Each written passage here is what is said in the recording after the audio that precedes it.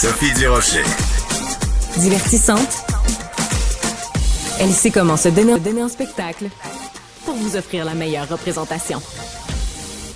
Alors, vous en avez entendu parler hier sur nos ondes parce que Rémi Villemur vous en a parlé du fait que la Fondation Dynastie s'est jumelée, en fait, avec l'École nationale de l'humour pour offrir à 10 aspirants humoristes une session de formation en humour qui durait 9 semaines et qui, normalement, coûtait 4 500 $. Mais là, elle a été offerte gratuitement à ces aspirants humoristes parce qu'ils étaient noirs et que les profs étaient noirs et que entre noirs, c'est donc le fun de rire et d'apprendre à faire de l'humour.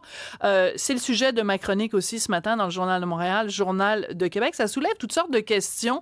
Est-ce qu'on doit faire comme ça de la discrimination positive, une forme de ségrégation dans le milieu culturel? J'avais envie d'en parler avec Muriel Châtelier, que vous connaissez bien parce qu'on l'interviewe souvent sur nos ondes ici à Cube. Elle est toujours pertinente et elle est surtout présidente de l'Association des Québécois unis contre le racialisme. Muriel, bonjour.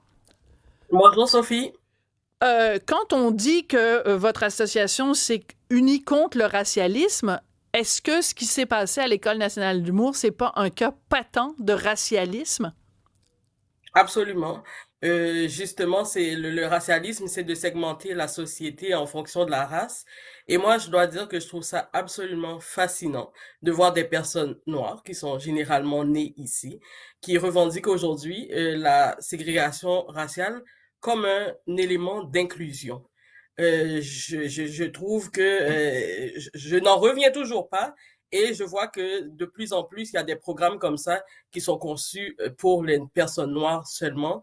Et donc, moi, je me pose encore la même question. Comment est-ce qu'on fait pour se parler si on est séparés chacun dans son groupe social?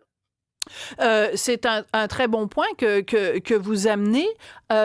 La Fondation Dynastie, donc, qui a collaboré avec l'École nationale de l'humour pour mettre sur pied et superviser ce programme, la Fondation Dynastie, chaque année, fait un gala, qui est le gala Dynastie, où on remet des prix dans différents domaines, mais donc à des gens de la communauté noire. Donc, vous, Muriel, vous pourriez recevoir un prix parce que vous êtes noire. Moi, qui suis blanche, je ne pourrais pas recevoir de prix. Et on revendique en disant, ben, c'est pour valoriser la diversité, l'inclusion et pour promouvoir le fait qu'il faut qu'il y ait plus de gens de la communauté noire au sein de la société québécoise. Qu'est-ce que vous répondez à cet argument-là? Ben, je trouve ça particulier parce qu'on dit au sein de la communauté québécoise, mais dans le fond, les gens se retrouvent dans un entre-soi. Ils sont toujours entre eux, ils font des activités pour eux, par eux. Donc, je vois pas comment est-ce qu'on peut parler d'inclusion quand dans le fond, on s'exclut, ces personnes-là font de l'autoségrégation. Donc, je comprends pas comment on peut parler d'inclusion si toutes les autres ethnies sont exclues de leurs activités. Bien sûr, ils disent que c'est ouvert à tout le monde, mais dans le fond, quand on regarde dans les faits, je veux dire, on célèbre uniquement des personnes sur la base de leur couleur de peau.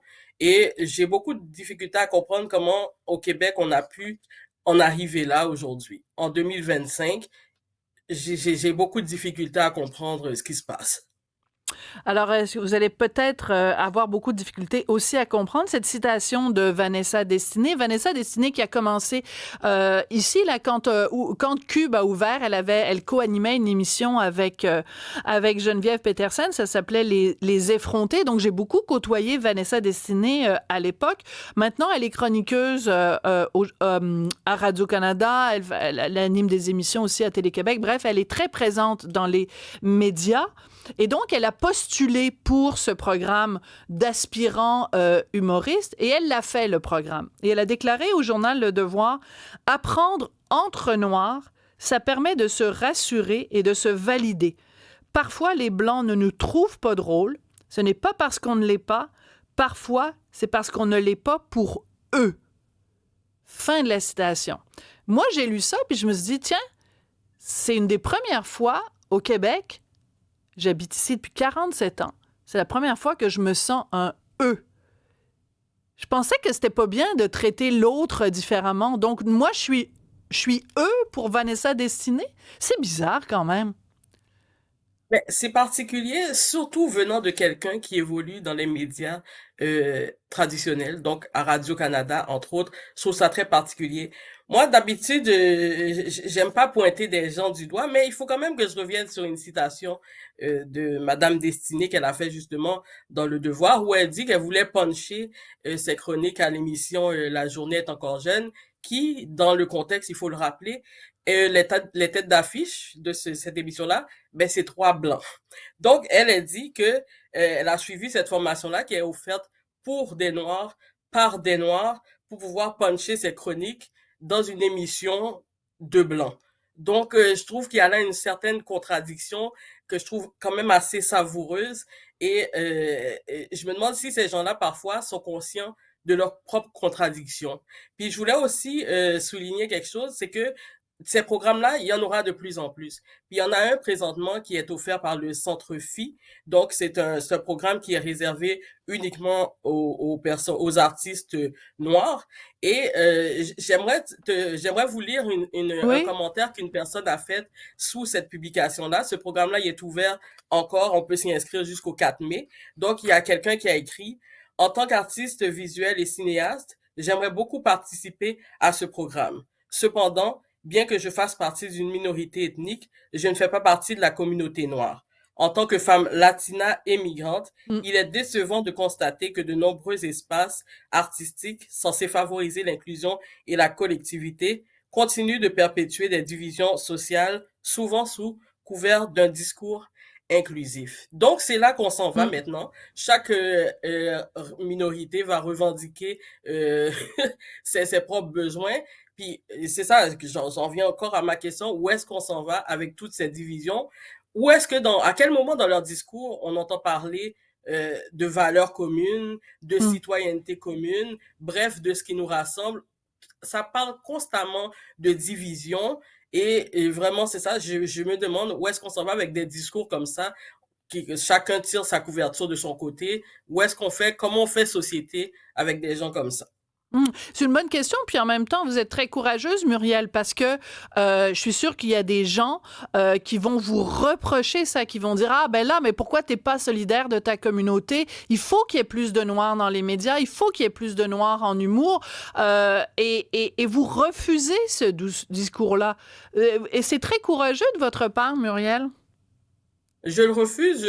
Moi, je me trouve pas courageux. Je suis surtout conséquente avec ce que je pense réellement dans la vraie vie. Moi, ma communauté, c'est la communauté québécoise. Je suis né J'adore ça. ici. Je Ouais. veux dire, je suis entouré je veux dire, je suis chez moi ici. Je veux pas commencer à me séparer de ma propre communauté. Donc, pour moi, c'est important de valoriser justement cette citoyenneté commune, ce que ne font pas les militants antiracistes. Donc, eux autres, ils se regroupent, c'est ça, entre eux selon leur couleur de peau. Ils excluent toutes les autres personnes. Vraiment, vraiment, ça me sidère qu'en 2025, des personnes qui sont généralement nées ici, qui ont suivi le même parcours à peu près que tout le monde, qui a été dans le même système scolaire, donc aujourd'hui se revendiquent des droits particuliers parce qu'ils ont une certaine couleur de peau. Moi, j'adhère absolument pas à ce discours et je ne suis certainement pas la seule à refuser ce discours-là. Voilà, c'est pour ça vous nommez, vous mettez des mots sur quelque chose qui choque beaucoup de gens, que ce soit des gens, autrement dit, peu importe la couleur de leur peau.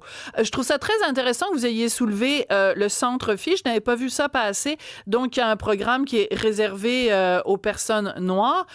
Et je trouve ça très intéressant que vous ayez dit qu'il y a quelqu'un qui est d'origine donc latino-américaine et qui dit, ben, je Oui. peux pas postuler.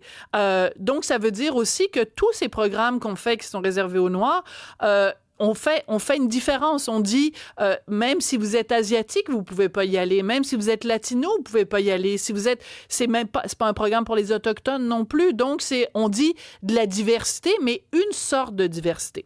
Je vais vous poser une question Oui. difficile, Muriel. Est-ce que quand vous dites il va y avoir de plus en plus de ces programmes-là, est-ce que l'existence même de ces programmes ne peut pas être datée à un événement, qui est la mort de Euh, George Floyd? Oui, c'est sûr que cet événement-là a changé beaucoup de choses, mais je pense que le changement s'est fait a commencé à se faire depuis avant, à partir du moment où on a commencé à parler de racisme systémique. Donc, c'est à partir de 2016 que les choses ont commencé à changer.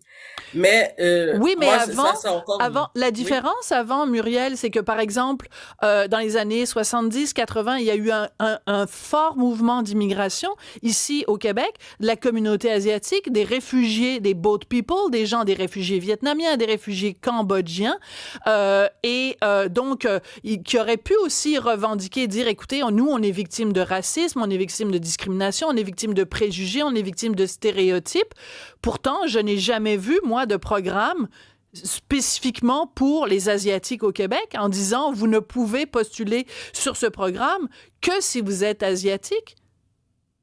oui, ben en effet, mais c'est vrai que nous, le problème aussi avec ce qui se passe avec, disons particulièrement la communauté noire, c'est qu'on fait beaucoup ce qui se passe, ce que font les Américains.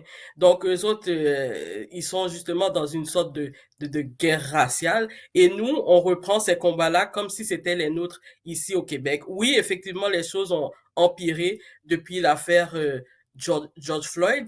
Mais encore une fois, ce n'est pas un événement qui nous concerne, nous, les Québécois, mais les gens, ça s'accroche à cet événement-là, comme si ça définissait, nous, ce qui se passait chez nous, alors que ce n'est absolument pas le cas. Donc, c'est pour ça que moi, je vais continuer encore à dénoncer toutes ces manifestations de discrimination raciale, parce que pour moi, ce qui se passe présentement, c'est une forme quand même de racisme, de discrimination raciale, cet entre-soi-là.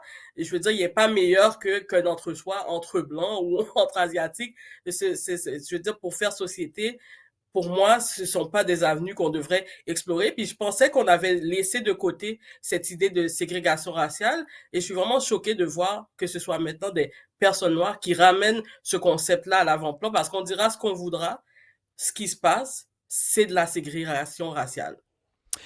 Muriel Châtelier, toujours aussi pertinente et percutante, toujours intéressant de vous parler. Vous êtes présidente de l'Association des Québécois unis contre le racialisme. Merci beaucoup, Muriel.